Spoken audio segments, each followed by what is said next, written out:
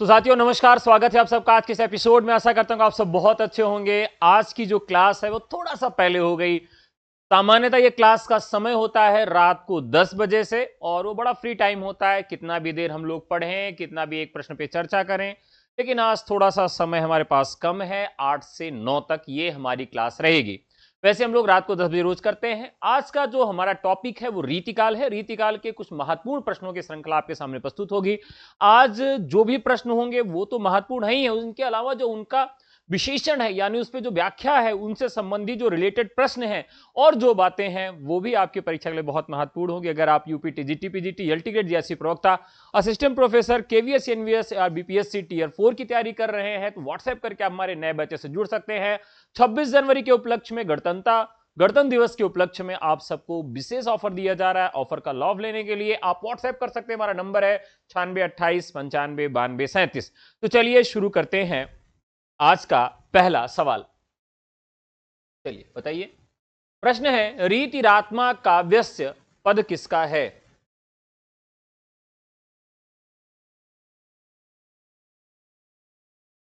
रीतिरात्मा काव्यस्य किसका पद है? तो जल्दी लिए आप लोग जवाब दीजिएगा। रीतिरात्मा काव्यस्य, ये समय ठीक तो रहेगा लेकिन मेरी इस समय क्लास होती है।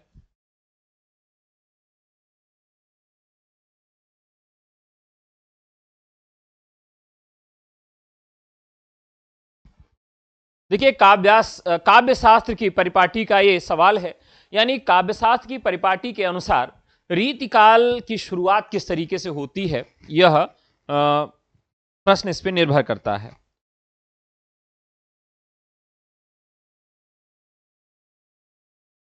तो जैसे रीतिकाल में जो रीतिकाल की परिपाटी है उसकी शुरुआत काव्य शास्त्र से होती है।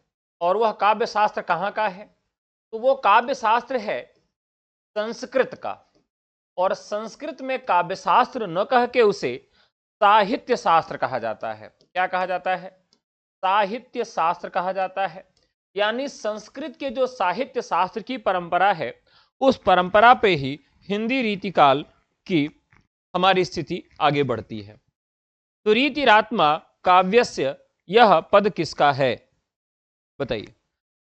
आचार्य कुंतक, आचार्य वामन, आचार्य विश्वनाथ, आचार्य भामह।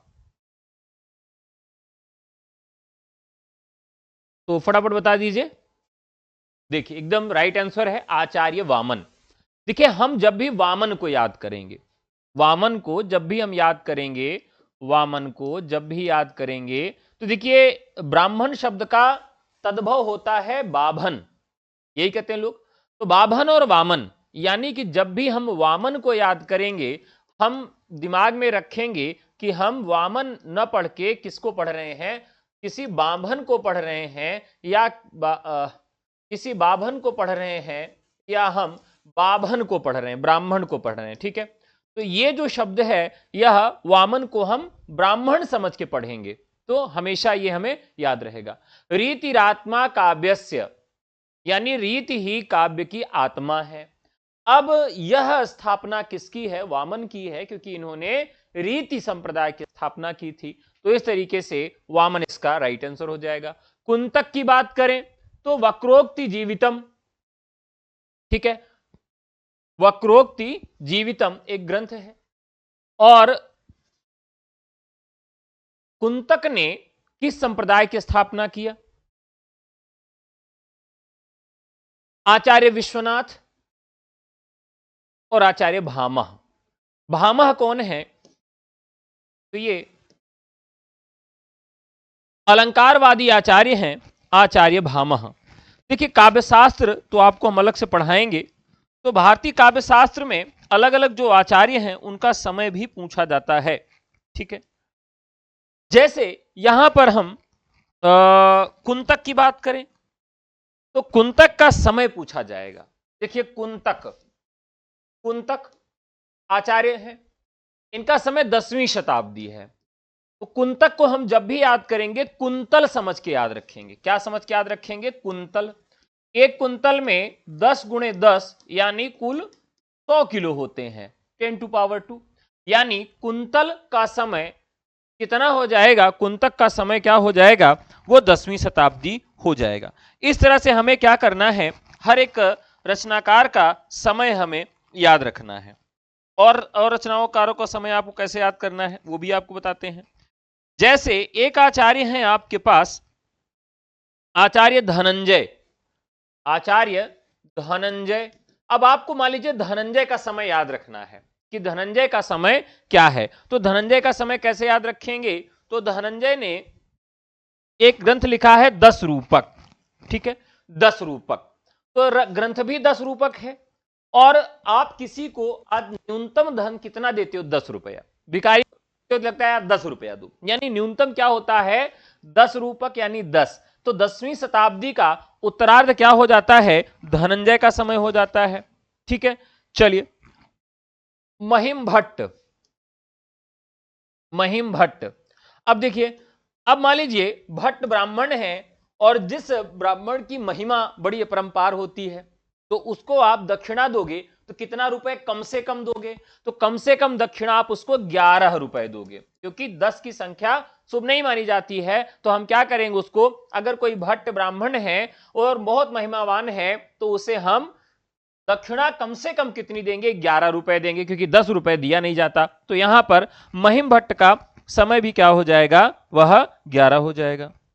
अब मान लीजिए कोई आपके यहां आया, ब्राह्मण भोजन किया, ठीक है, भोजराज, तो उसको कितना रुपए दक्षिणा आप देंगे, भोजराज कोई भोजन करने के लिए आया, तो आप उसे कम से कम क्या देंगे, 11 रुपए देंगे। क्या देंगे, 11 रुपए देंगे, यानी कि भोजराज का भी समय क्या हो गया, 11 रुपए हो गया, ठीक है। अब आपने 11 रुपए उसको दे दिया। अब फिर क्या होता है, वो जो है,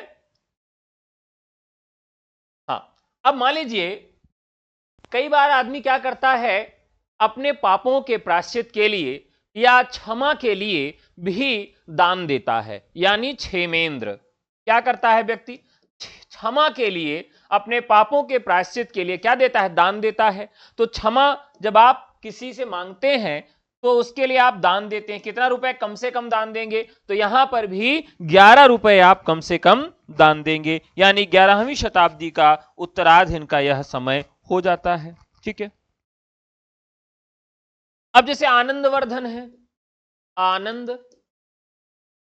वर्धन।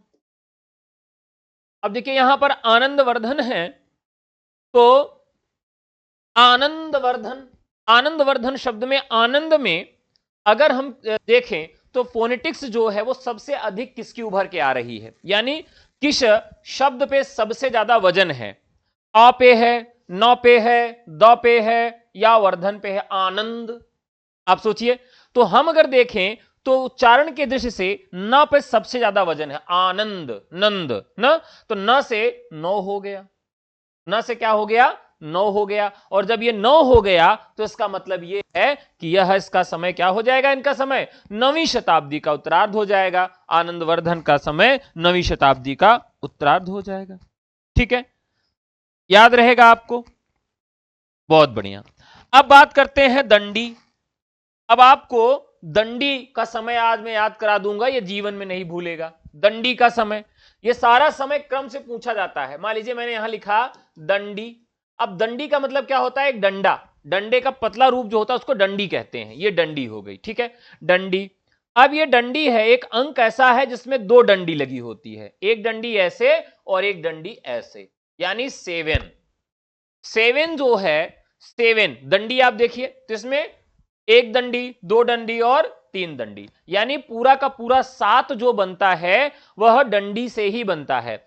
एक डंडी हो गया, 2 डंडी हो गया, 3 डंडी हो गया, 3 डंडी से क्या बन रहा है, यह 7 बन रहा है, यानी दंडी का समय क्या हो जाएगा, 7वीं शताब्दी हो जाएगा। 7वीं शताब्दी दंडी का समय स्वीकार किया जाता है, ठीक है, एकदम अच्छे से याद करिएगा, ठीक है। अब बात करते हैं भामह की। किसकी बात करते हैं, भामह की। भामह का समय क्या है, भामह का समय क्या है, तो यहां देखिए भामह का समय है भामह। अब यहां देखिए कि जो ह लिखा है सबसे अंत में, जो ह लिखा है सबसे अंत में, अगर उसी को ही हम उसी में ही एक पूंछ बना दें, तब क्या हो जाएगा? देखिए बनाते हैं, ये बना दिया, बन गया।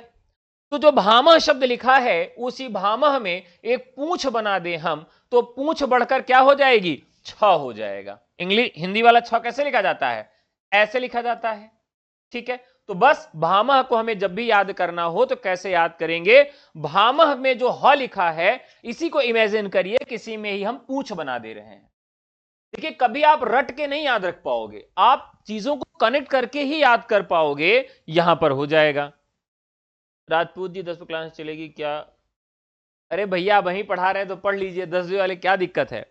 आज दरअसल टीचर्स एकेडमी की ऑफलाइन कक्षाएं शुरू होने वाली हैं प्रयागराज में, तो उसके लिए ऑनलाइन मीटिंग रखी गई है 10 बजे से, तो जिसकी वजह से आज आपकी क्लास जो है वो पहले करवानी पड़ रही है 8 बजे से। ठीक है, तो यहां 6वीं शताब्दी भामा का समय हो गया, आपको याद ही रहेगा।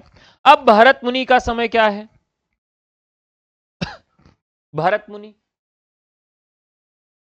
भरत मुनि, भरत मुनि का समय क्या है? अब भरत मुनि में जो बीच का वर्ण है, जो बीच का वर्ण है वही उसका समय है। भरत मुनि में जो बीच का वर्ण है वही उसका समय हो गया, यानी बीच का वर्ण क्या हो गया? र, यानी 2 लिखा है। बस भामह में बीच का वर्ण निकाल लीजिए, भरत में बीच का समय निकाल लीजिए। ठीक है, भरत में हमने बीच से निकलवा दिया तो यानी भरत का समय 2 हो गया, दूसरी शताब्दी। भामा में सबसे अंतिम लाइन में पूंछ लगा दिया तो भामा का समय 6वीं शताब्दी हो गया। दंडी, दंडी में 3 दंडी है, यानी दंडी 3 दंडी से मिलकर 7 बना है, यानी दंडी का समय 7 हो गया। भोजन कराने के लिए किसी को बुलाते हैं तो उसको 11 रुपए देते हैं, भोजराज का समय 11 रुपए हो गया। क्षमा के लिए अगर आप दान करते हैं तो न्यूनतम दान कितने रुपए करते हैं? 11 रुपए करते हैं। कुंतल, कुंतल यानी कि कुंतक, कुंतक एक कुंतल में कितना होता है? 10 गुणते 10 यानी 100 किलो होता है, यानी 10वीं शताब्दी कुंतल का समय हो गया। ठीक है, आनंदवर्धन, आनंदवर्धन मैंने बताया, तो आनंदवर्धन कैसे याद रखेंगे? आनंदवर्धन, आनंदवर्धन में जो न है, न में सबसे ज्यादा वजन पड़ा है आनंद, आनंद, नन नन नन, न से 9 हो गया, यानी आनंदवर्धन का समय क्या हो गया? 9 हो गया। ठीक है, तो यहां पर आप देखिए, तो जितनी भी मैं आपको चीजें याद कराता हूं वो ट्रिक हमारी इस तरह से नहीं होती कि आपको रटना पड़े। मैं हमेशा क्लास में इन चीजों को इस तरह से आपको बता देता हूं कि वो जीवन भर के लिए आपको याद हो जाए, आपको बहुत दिक्कत न करना पड़े। ठीक है, चलिए, जैसे एक रचनाकार हैं शोभाकर मित्र, शोभाकर मित्र। ठीक है, शोभा कर मित्र। ठीक है, अब यहां पर इनको देखें कैसे हम याद रखेंगे, शोभा कर मित्र। अब यहां जो लिखा हुआ है इसी को उल्टा कर दीजिए, शोभा कर मित्र में पहले नाम को उल्टा कर दीजिए, यानी जो 1 है इसको पहले करिए, 2 बाद में करिए। शोभा कर मित्र का समय क्या हो गया? 12 हो गया। ठीक है, चलिए, अब इसी तरीके से एक बहुत महत्वपूर्ण रचनाकार हैं जिनका नाम क्या है? विश्वनाथ कविराज। यहां पर है नहीं है विश्वनाथ, तो विश्वनाथ का समय पूछा जाता है। विश्वनाथ कविराज का समय आपसे पूछा जाता है। अब विश्वनाथ कविराज का समय कैसे याद रखेंगे? तो विश्वनाथ कविराज का समय याद रखेंगे, यहां पर विश्वनाथ, यहां कविराज लिखा हुआ है। ठीक है, तो विश्वनाथ के यहां कोई बच्चा जाता है तो क्या करना पड़ता है? दर्शन के लिए जाते हैं आप। ठीक है, तो टिकट बनवानी पड़ती है कि आपको अगर वीआईपी दर्शन करना है तो टिकट बनवाना पड़ेगा। कैसे? वीआईपी दर्शन के लिए आप अगर विश्वनाथ के दर्शन करने जाएं तो आपको विश्वनाथ का दर्शन करने के लिए टिकट बनवाना पड़ता है। भैया टिकट बनवाओ। और टिकट की शुरुआत कब से होती है? तो भैया ऐसा है कि बच्चा अगर आपका 14 साल का है, बच्चा अगर आपका 14 साल का है तो आपको टिकट बनवानी पड़ेगी। यानी बस यही हमारी टिक हो गई कि विश्वनाथ का समय क्या है? 14वीं शताब्दी है। विश्वनाथ का दर्शन करने जाते हैं तो 14 साल के बच्चों का टिकट लगता है वीआईपी दर्शन के लिए, यानी 14वीं शताब्दी इनका समय हो गया।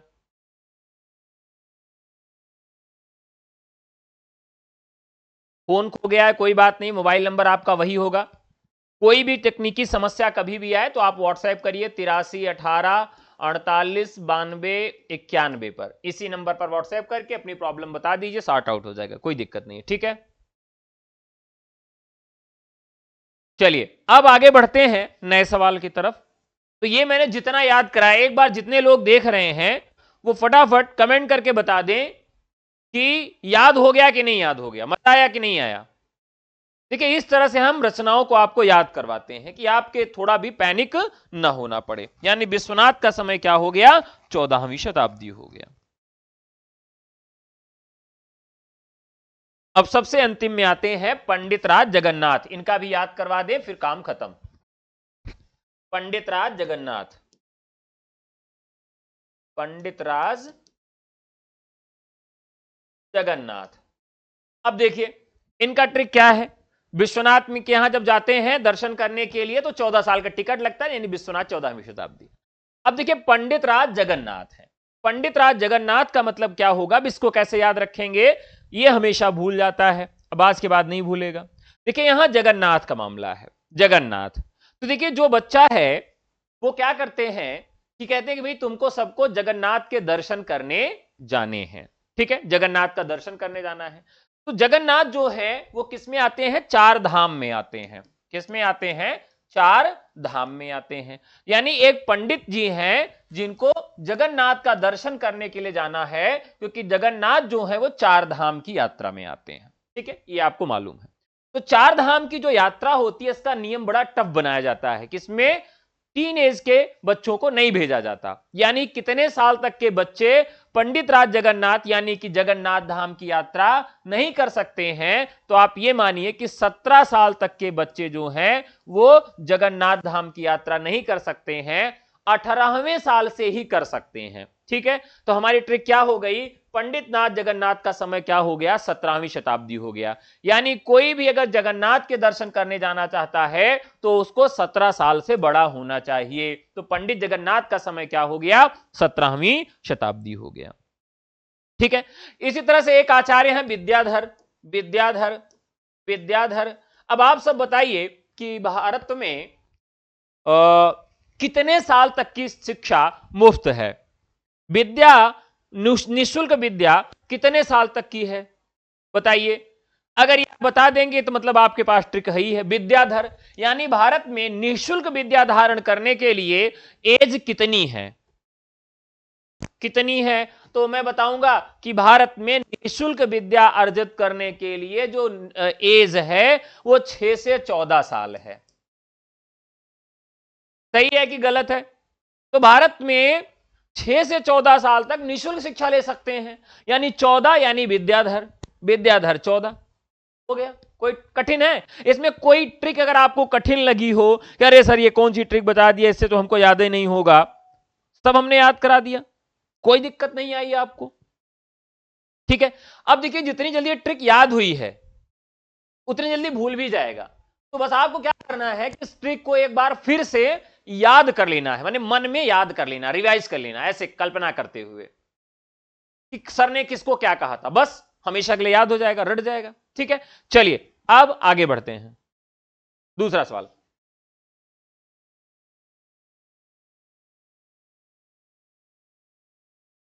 आचार्य रामचंद्र शुक्ल ने रीतिकाल की समय सीमा कब से कब तक मानी है, आचार्य रामचंद्र शुक्ल ने रीतिकाल की समय सीमा कब से कब तक मानी है।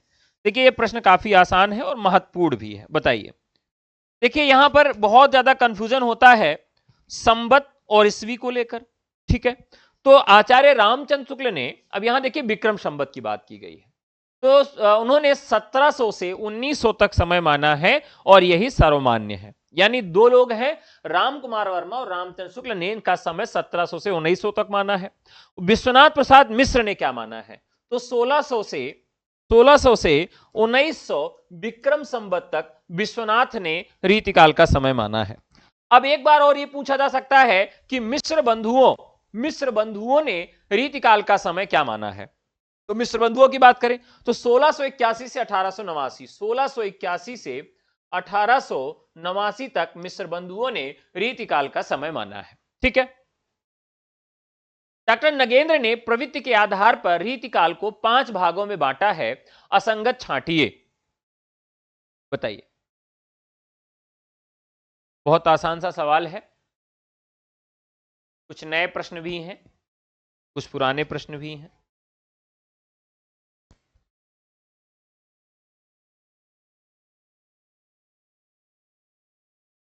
चलिए,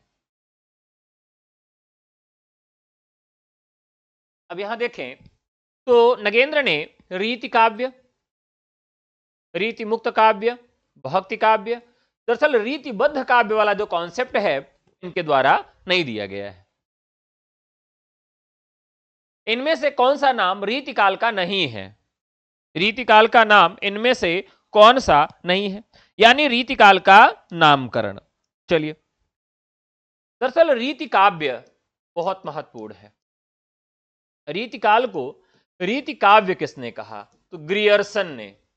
ग्रियर्सन ने रीतिकाल को रीति काव्य की संज्ञा दी है। इसी तरीके से अलंकृत काल, अलंकृत काल जो दिया नाम वह मिश्र बंधुओं ने दिया, अलंकृत काल, ठीक है।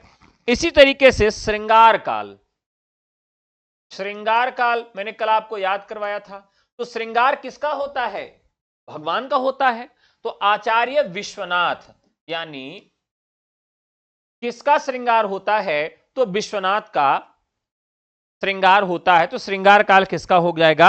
आचार्य विश्वनाथ का हो जाएगा। रीति श्रृंगार काल, रीति श्रृंगार काल भारत की एक रीति है कि भागीरथी ही गंगा को बुलाते हैं, तो भागीरथ मिश्र हो जाएगा। आचार्य रामचंद्र शुक्ल ने रीति काल के कवियों का विभाजन कितने भागों में किया है? रामचंद्र शुक्ल ने रीति कवियों का विभाजन कितने भागों में किया है? बताइए।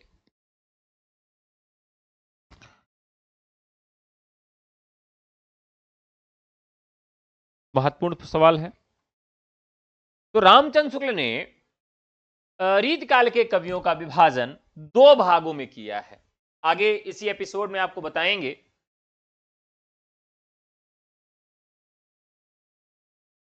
हिंदी के किस काल में लक्षण ग्रंथों का निर्माण हुआ? हिंदी के किस काल में लक्षण ग्रंथों का निर्माण हुआ? तो यह आसान सा सवाल है, रीतिकाल हम लोग पढ़ ही रहे हैं। रीतिकाल में दरअसल ये लक्षण ग्रंथ होते क्या हैं?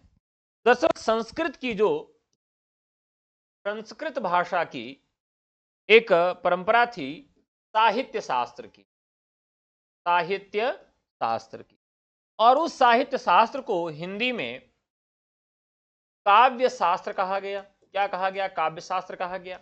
उन काव्य शास्त्रों के अनुरूप हिंदी में जो रचनाएं लिखी गईं, जो कुछ नियम लिखे गए, यानी हिंदी में उन काव्य शास्त्रों के जो नियम और उदाहरण लिखे गए, उनको हम क्या कहते हैं? उन्हें हम लक्षण ग्रंथ कहते हैं। उन्हें क्या कहते हैं? लक्षण ग्रंथ कहते हैं। और उन लक्षण ग्रंथों को जिन लोगों ने लिखा उनको हम क्या कहते हैं? आचार्य कहते हैं। क्या कहते हैं? आचार्य कहते हैं। रीतिकाल में राजभाषा व काव्य भाषा क्या थी? यह आज का बहुत बढ़िया सवाल है, बताइए। रीतिकाल में राजभाषा व काव्य भाषा क्रमशः थी।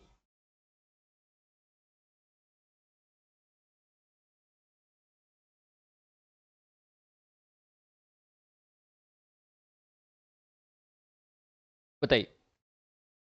देखिए देखिए, इस्लाम का शासन था, यानी मुसलमानों का शासन था। मुसलमान जो थे उस समय उस तरह से उर्दू का विकास नहीं हुआ, अरबी से फारसी का विकास हो गया था, यानी फारसी और ब्रज।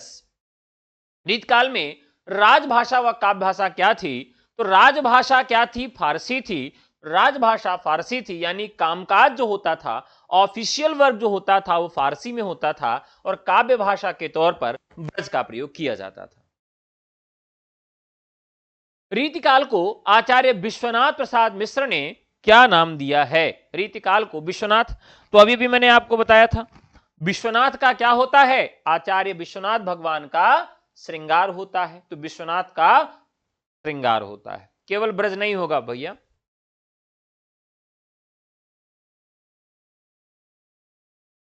ब्रज भाषा हेतु ब्रजवासहीन अनुमानो, ऐसे ऐसे कविन की बानू, बानी हूं सो जानिए। ब्रजभाषा हेतु ब्रजवासहीन अनुमानो, ऐसे ऐसी कविन की बानी हूं सो जानिए। अब यहां पर ज्यादातर इस तरह के उदाहरण जो हैं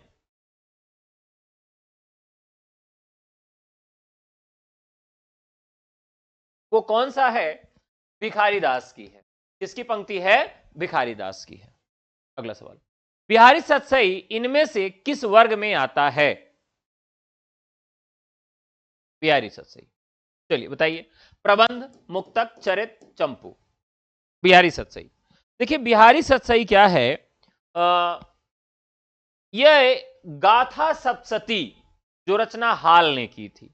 जैसे कल एक प्रश्न मैंने पूछा था आपसे कि सतसई परंपरा का हिंदी में पहला ग्रंथ कौन सा लिखा गया, तो सतसई परंपरा का हिंदी में पहला ग्रंथ लिखा गया गाथा सप्तशती, हाल की रचना। और उसी रचना को आधार बना के बिहारी ने बिहारी सतसई लिखी। बिहारी सतसई जो है यह किस तरह की रचना है, तो यह मुक्तक काव्य है। चरित काव्य होता है, यानी किसी एक व्यक्ति के पूरे चरित्र के विषय में बताया जाता, जीवन के विषय में बताया जाता है नहीं। गद्य और पद्य दोनों मिश्रित होता तो चंपू होता, तो चंपू है नहीं। प्रबंध काव्य है नहीं कि एक रस हो, नायक हो, नायिका हो, ठीक है, एक उद्देश्य की प्राप्ति हो, तो इस तरह से कोई कॉन्सेप्ट यहां पर है नहीं। जीवन की अतिशय रसिकता से जब ये लोग घबरा उठे होंगे तो राधा कृष्ण का यही अनुराग उनके धर्म विहुरु मन को आश्वासन देता होगा।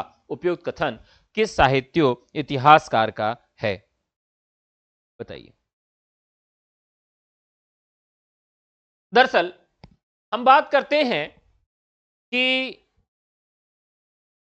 रिझिहें सु कवि तो कविताई है, ना ही तो राधिका कन्हाई सुमिरन को बहानो। भिखारी दास वाली पंक्ति तो लगभग वैसे ही मिलती जुलती पंक्ति है हिंदी में कि भाई ये क्यों राम और कृष्ण का नाम ले रहे हैं, राधा का नाम क्यों ले रहे हैं। तो इसके पीछे बता रहे हैं कि जीवन की अतिशय रसिकता, यानी रीतिकाल में रसिकता ही नहीं है, अतिशय रसिकता है। जब लोग ये घबरा उठे होंगे तो राधा कृष्ण का ही अनुराग उनके धर्म भीरु मन को आश्वासन देता होगा, यानी कथन हो जाएगा डॉक्टर नगेंद्र का। किसका कथन हो जाएगा? डॉक्टर नगेंद्र का। गहनानंद को अमर करने वाली रचना का नाम क्या है? घनानंद को अमर करने वाली रचना का नाम क्या है? कवित संग्रह, सुजान सागर, सुजान चरित, या कोई नहीं? देखिए प्रेम जो होता है ना, इतना गहरे तक छू के चला आता है, इतने गहरे तक छू के चला आता है, जिसके वजह से जो प्रेम पर इनकी रचना होगी वही इसका राइट आंसर होगा। तो बताइए। सुजान सागर राइट आंसर। रिझिहें सु कवि तो कविताई है, ना ही तो राधिका कन्हाई सुमिरन को बहानो है। अभी अभी हम लोगों ने बात किया था, ये बात कौन कर सकता है? अब अगर इस ट्रिक को मतलब इसको समझने का प्रयास करिए तो मतलब यह बात कौन कर सकता है, तो यह बात कर सकते हैं आम आदमी तो नहीं करेगा। तो आम आदमी से खास कौन है यहां पर? भिखारी, नाम ही इनका भिखारी है। ठीक है, तो ये राइट आंसर हो जाएगा भिखारी दास। लोग हैं लागी कवित बनावत, सुजान चरित इनकी रचना नहीं है, कल ही मैंने बताया था। सुजान चरित के लिए आपको क्या याद रखना है? सूदन एक कवि का नाम था। सूदन को हम क्या बताए थे याद करने के लिए? सूडान। अब सुजान जो है अगर सूडान जाएंगी तो उनके लोग चरित पर उंगली उठाएंगे, इस तरह से मैंने याद कराया था। ठीक है, अब क्या है कि लोग हैं लागी कवित बनावत, मोहितो मेरे कवित बनावत। ये पंक्ति किसकी है? ये तो बहुत आसान सा सवाल है, इसका जवाब तो हर कोई दे सकता है। बताइए किसकी पंक्ति है? गहनानंद, आलम, देव, पद्माकर। गहनानंद की है। आचार्य केशवदास की रचना कप्रिया तथा वीर सिंह देवचरित का रचना काल क्रमशः क्या था?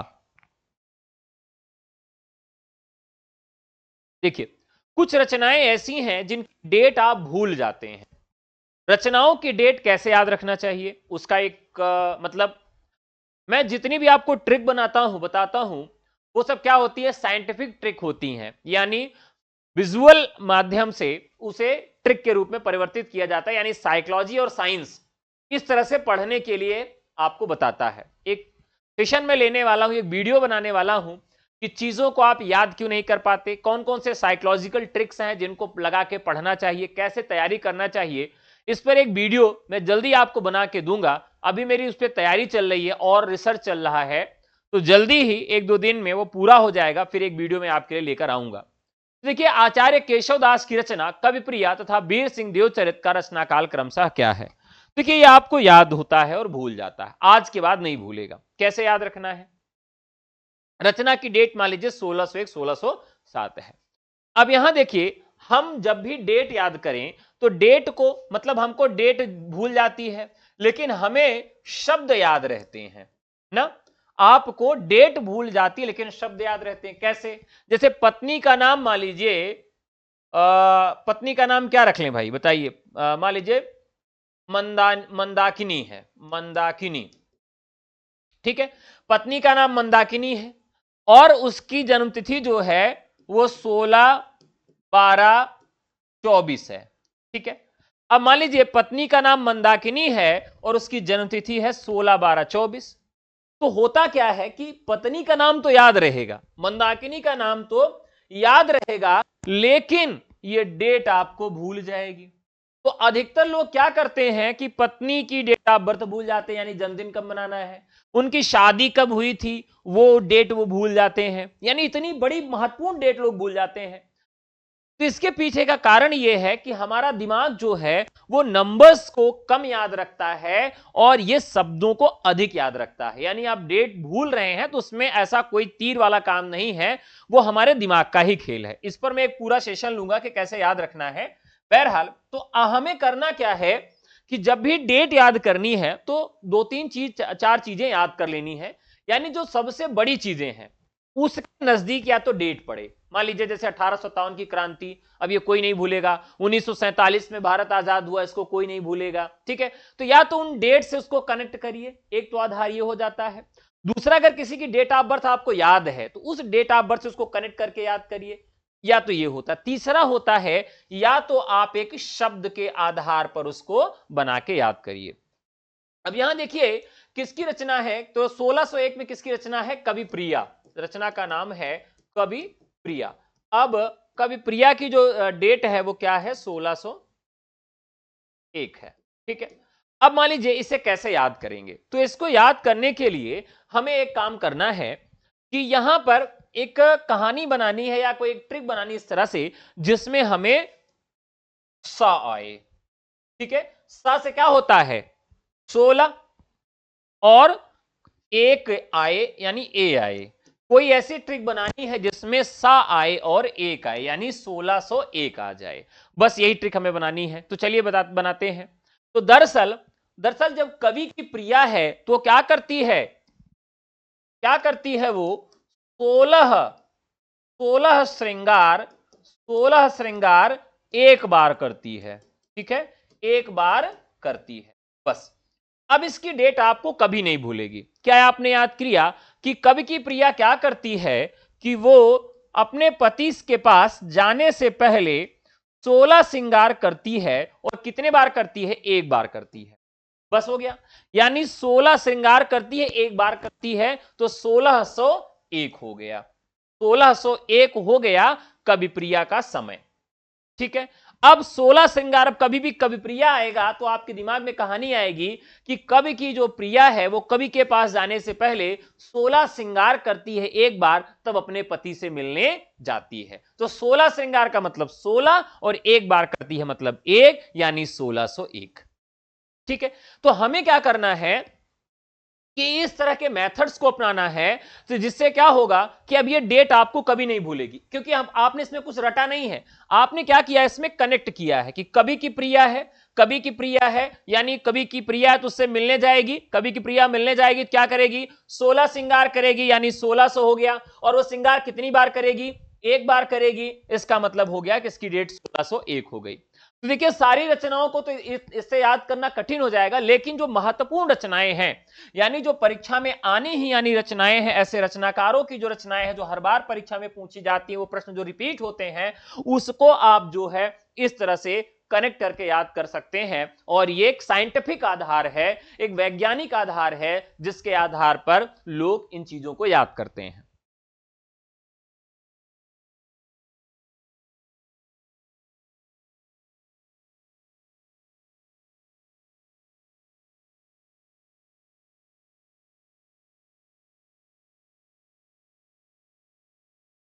ठीक है, तो इस तरह से कोई भी डेट मुझे आप बता दीजिए, मैं उस डेट की ट्रिक बना दूंगा और अपने आप आपको याद हो जाएगा। इस तरह से आप जब खुद ट्रिक बनाना सीख जाओगे तो क्या होगा, वो हमेशा के लिए आपको याद हो जाएगा। ठीक है, अगला सवाल, चंडी चरित किस रीतकालीन कवि की रचना है? चंडी चरित किस रीतकालीन कवि की रचना है? बहुत आसान सा सवाल है,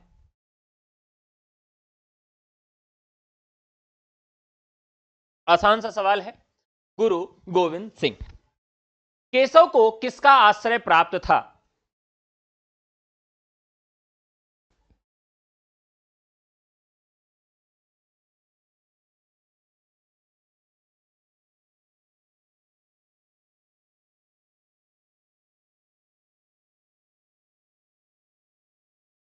चलिए, आसान सा सवाल है, केशव को किसका आश्रय प्राप्त था?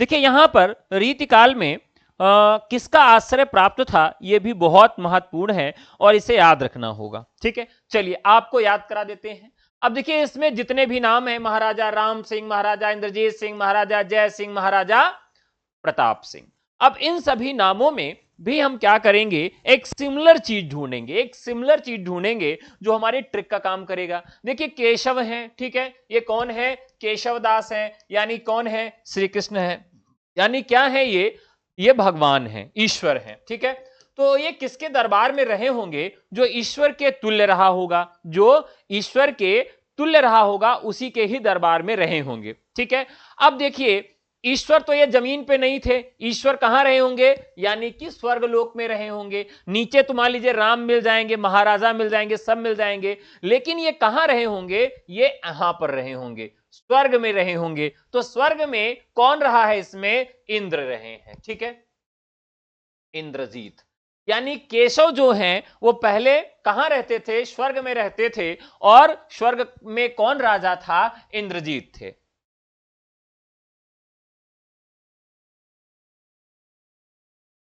इनमें कौन सा अलंकार ग्रंथ नहीं है? इनमें से कौन सा अलंकार ग्रंथ नहीं है?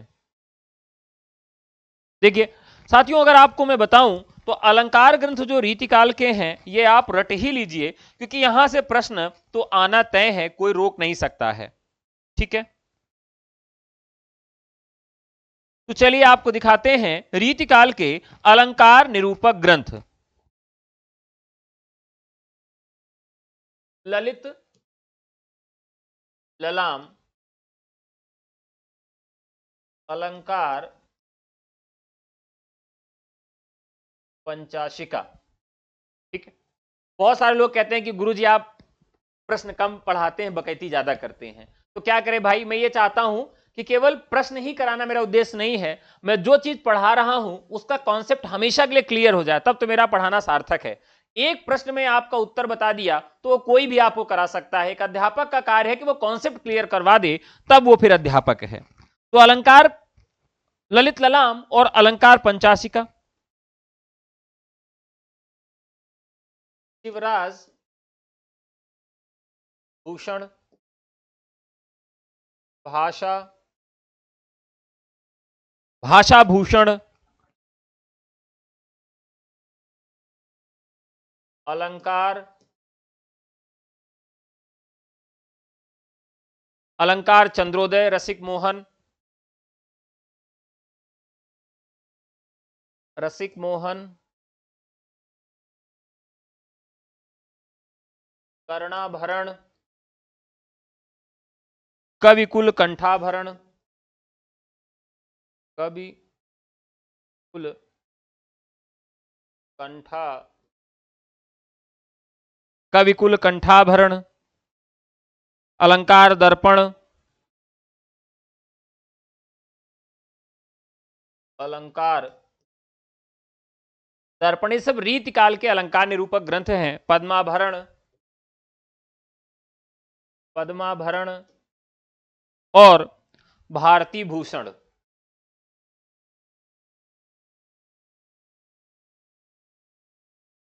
ठीक है, अब यहां पर यह सारे ग्रंथ हो गए जो रीतिकाल के अलंकार निरूपक ग्रंथ हैं। ठीक है, अब जब ये अलंकार निरूपक ग्रंथ हैं तो अब इन ग्रंथों को हम कैसे याद रखें कि ये किसके आधारित ग्रंथ है, मतलब इनका आधार विषय क्या है।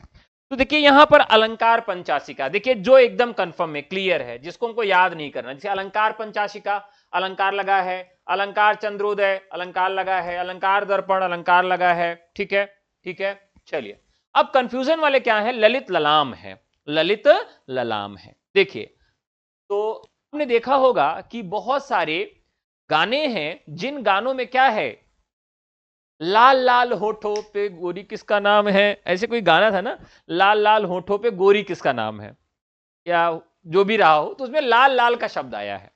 यानी अगर आप अपने ओष्ठ में लाली लगाते हैं तो क्यों लगाते हैं, क्योंकि आप वो अलंकरण है, आपका आभूषण के तरीके से आपको वो आपका सौंदर्य बढ़ाता है। तो जहां भी ललित ललाम, तो यहां ध्यान रखिएगा, लगाम इसको याद रखिएगा, ललित लगाम, यानी जो एक ललित है वो अपने लगाम पर, यानी जो उसके होठ है उस पर क्या करता है, लाल लाल कोई चीज रगड़ लेता है, लगा लेता है, यानी वो आभूषण के काम में आता है। तो ललित ललाम यानी लाल लाल चीजें आपको लगाम पे लगा लेनी है तो वो आभूषण का काम करेगा।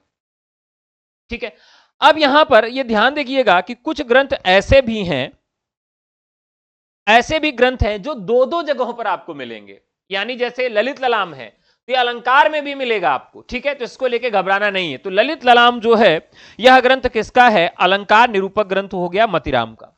शिवराज भूषण, अब देखिए अगर किसी भी रचना के अंत में भूषण लगा है, ठीक है, किसी भी रचना के अंत में भूषण लगा है, भूषण, तो भूषण का मतलब होता है आभूषण।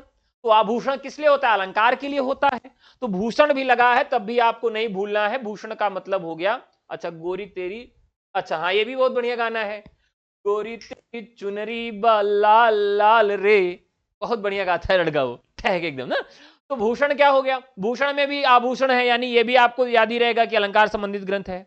भाषा भूषण, देखिए यहां पर भी भूषण है तो इसमें भी कोई दिक्कत नहीं है, भूषण माने अलंकार ही होगा, इसमें भी कोई दिक्कत नहीं होगी आपको। ठीक है, अब यहां बात करें कर्णाभरण, तो आप ये देखिए कि कान में अगर कोई पहनने वाली चीज है, कर्णाभरण, कान में कोई पहनने वाली चीज है तो क्या होगा, वो आभूषण ही होगा, होगा ना। बाले तेरे बाल जाल में उलझा दूं एक ऐसे लोचन, तो लोचन को बालों में उलझाने के लिए बात कर रहे हैं तो वो भी क्या होगा, आभूषण होगा। तो आभूषण होगा, इसका मतलब क्या होगा, कर्णाभरण भी क्या हो जाएगा, अलंकार हो जाएगा, तो अलंकार निरूपक ग्रंथ हो गया। ठीक है, अब यहां बात कर पद्माभरण, ठीक है, पद्माभरण पद्म, ठीक है, यानी पद्म का मतलब ऐसा तालाब है जिसमें क्या हुए हैं, कमल भरे पड़े हैं, पद्माभरण। तो कमल किसका काम करते हैं, अलंकरण का काम करते हैं, अपने घर द्वार पे आप सजाते हैं, शादी विवाह होता है तो गाड़ी पे सजवाते हैं, तो पद्माभरण यानी कि वो भी अलंकार का ही काम करता है, पद्माभरण। ठीक है, अब यहां भारती भूषण, भूषण लगा हुआ है तो भूषण का मतलब क्या होता है, आभूषण मतलब अलंकार हो गया। ठीक है, तो ये देखिए कुछ में अलंकार लगा हुआ है, कुछ में भूषण लगा हुआ है। अब यहां बच रहा है क्या, कवि कुल कंठाभरण। ठीक है, कवि कुल कंठाभरण। अब देखिए जो पूरे कवियों के मैंने कल ही इनकी रचना को याद करना आपको बताया था कि जो कवि कुल कंठाभरण है, तो कंठ भर भोजन कब होता है, बताइए आप, कल ही ट्रिक मैंने आप बताया था आपको कि कंठ भर भोजन कब होता है। मान लीजिए ये कवि हैं, ठीक है, ये इनका गला है यहां तक, तो ये गले भर भोजन कब होता है, जब किसी के घर में दूल्हा आती है, यानी दुल्हन आती है। ठीक है, यानी इनका गले भर भोजन कब होता है, यानी ये कवि हैं, तो कवि कुल कंठाभरण, तो इन जो ये कवि जो है इनका गले भर भोजन कब करवाया जाता है इनको, जब किसी के यहां दुल्हन आती है ना, यानी दूल्हा हो गया। अब दुल्हन क्या पहन के आती है, बताइए, दुल्हन क्या पहन के आती है, बहुत सारे गहने पहन के आती है, बहुत सारे आभूषण पहन के आती है, यानी दुल्हन क्या करती है, बहुत सारे, यानी दुल्हन जो होती है वो आभूषण से ही सुंदर लगती है ना, आभूषण प्रिय होती है। ठीक है, समझ में आ गया। अब जिसकी शादी नहीं हुई है वो ये ना सोच रहे कि हमारी दुल्हन आएंगी तो हम भी खिलवाएंगे। ठीक है, आपका जब शादी होगी तो मुझे बुलाइएगा, तो मैं भी कवि बन के कल पूरा कंठ भर भोजन करूंगा। नेक्स्ट, काव्य प्रकाश किसकी रचना है? काव्य प्रकाश किसकी रचना है, फटाफट कर लेते हैं।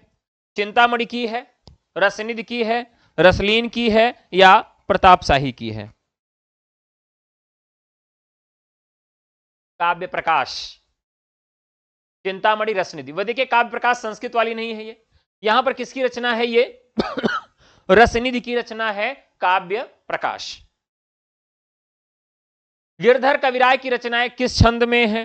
गिरधर कविराय की रचनाएं कुंडलिया छंद में, इसको जरूर याद रखिएगा, मोस्ट इंपॉर्टेंट फैक्ट है ये। अगला सवाल है, रीति से तात्पर्य उन लक्षण ग्रंथों से है जिनमें रस, अलंकार, वक्रोक्त एवं धन आदि के भेद, स्वरूप व अवयव आदि के लक्षण दिए गए हों, यह कथन किसका है? तो दरअसल यह परिभाषा दी गई है डॉक्टर भगीरथ मिश्र के द्वारा। किसके द्वारा दी गई है? भगीरथ मिश्र के द्वारा।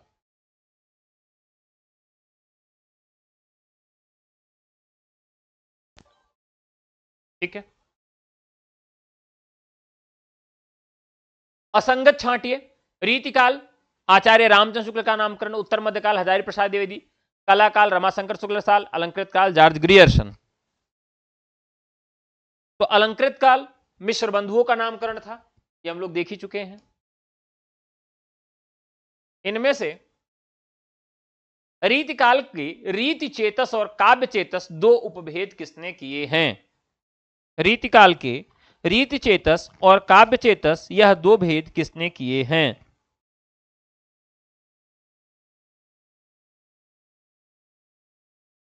अब यहां आप देखिए, तो बच्चन सिंह ने रीतिकाल का कुछ अलग तरीके से ही काल विभाजन किया। उनको इन नामकरणों पर आपत्ति है। ठीक है, तो उन्होंने पूरे रीतिकाल को दो भागों में बांट दिया। ठीक है, दो भागों में। एक तो उन्होंने कहा बद्ध रीति, और एक को उन्होंने कहा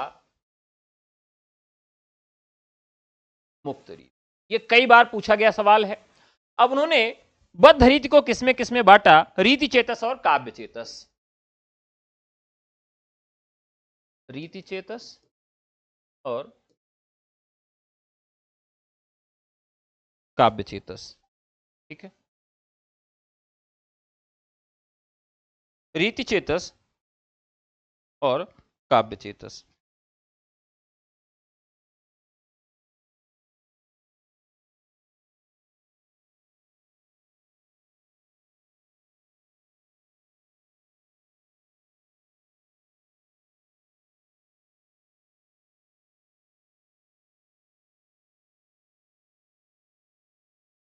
एक मिनट, क्लास 9 बजे वाली मैंने लगवाया नहीं था, तो लगवा दूं।